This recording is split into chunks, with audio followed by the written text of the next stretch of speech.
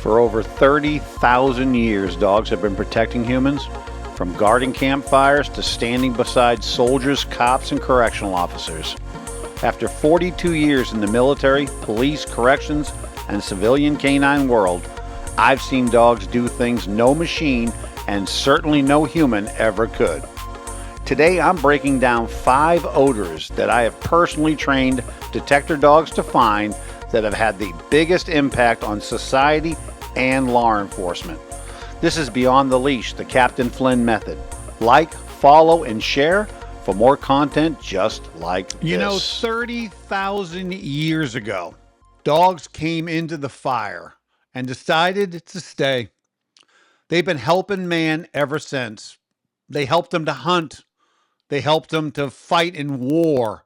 They helped them to overcome the Neanderthal, who was better suited to the actual environment that they lived in.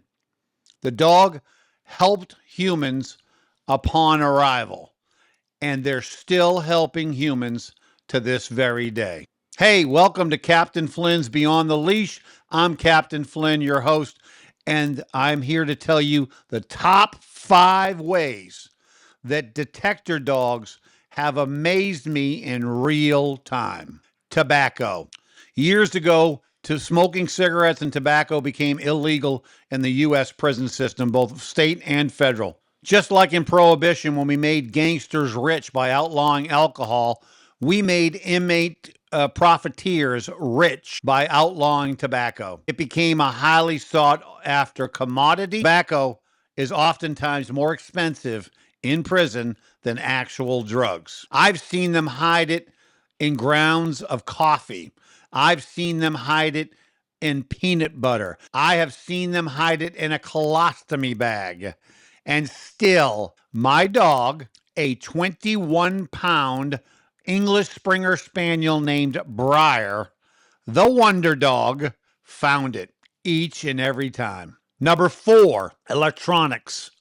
Yes, we've trained dogs to find thumb drives and SIM cards and other electronic devices. People hide them everywhere. They are small and easy to hide, and the dogs still find it. Number 3, cell phones. Cell phones in prison are especially dangerous. People ask me all the time, well, why in the heck would you teach a dog to find cell phones? Simple. Cell phones are more dangerous than a weapon in some cases. As a matter of fact, they're attached to bombs, and terrorists will use them to explode improvised explosive devices. They're also used by inmates inside of prisons to continue their nefarious criminal activities, to smuggling contraband, to arrange drops, to take pictures of correctional staff and their vehicles, to arrange hits. I've seen dogs detect cell phones in places you wouldn't believe, would blow your mind. But probably the most interesting one was an inmate returning to his housing unit from a work detail. Dog alerted on him. We strip searched him, couldn't find it, produced the cell phone in a wrapped condom out of his own rectum. Rectum? Heck, it nearly killed him. Old prison joke. And any detector dog cannot be defeated by objects inside the human body. That is amazing. Hard drives in sexual predator cases. Yes, hard drives. It has a special composite smell that the dog has been trained to find. Sexual predators will break down their computers between use and hide those hard drives in their homes with sexually explicit, often child-related material. And there's nothing in my life that is more satisfying than watching my dog work an odor to source in full view of the suspect and watch his face react when the dog hits on and finds his disgusting hard drive material inside his own home. And he realizes that he's probably going away for the rest of his life. Number 1, narcotics. Why is it number 1? Because drugs are the most evil and debasing substances on the planet. I've found them in gas tanks. I have found them in Bibles, diaper bags, and I'll never forget the time that a young lady with her baby was coming into a prison and my dog alerted to her actual infant child. What she wasn't willing to do was to produce the drugs that she herself had inserted into the baby before they came onto the property. She was willing to endanger the life of her own infant daughter.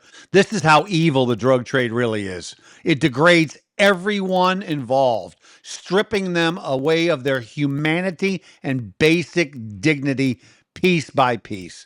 But you know what? The dog doesn't care if you're evil. What the dog's nose is trained to do is detect and expose the fruit of your crime. And sometimes that's the only way you can stop it. After 42 years of doing this job in the military, police, corrections, and the civilian world, the dogs keep on amazing me. You know, they've been keeping us safe for 30,000 years, and they still do. They're still on the front lines today, whether it's law enforcement or your own home, keeping all of us safe. It's what I've dedicated my life to, and it's why I'll never stop sharing these stories on Captain Flynn Beyond the Leash. This has been the Captain Flynn Method. Straight talk, real results, one leash at a time. Like, follow, and share for more content like this. Especially share it with any of your friends who happen to love dogs. And if they don't love dogs, why are they even on your friends list? Dogs' noses have been keeping us safe for 30,000 years, and they are still on the job today. From contraband in prison and on the streets to keeping your family safe at home, their noses are our first line of defense. And honestly, they work harder at their jobs than every other human being I know. This is the Captain Flynn Method. Straight talk, real results, one leash at a time. Like, follow, and share for more content just like this.